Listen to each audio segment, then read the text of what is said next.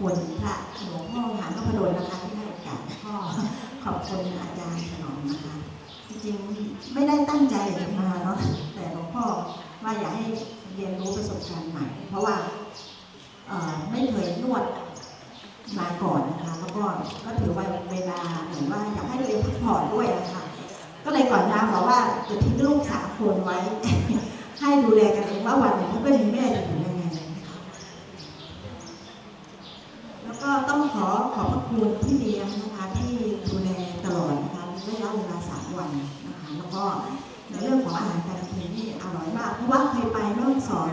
นานมาแล้วค่ะแล้วก็ชอบอาหารของไทยใหญ่นะคะแล้วก็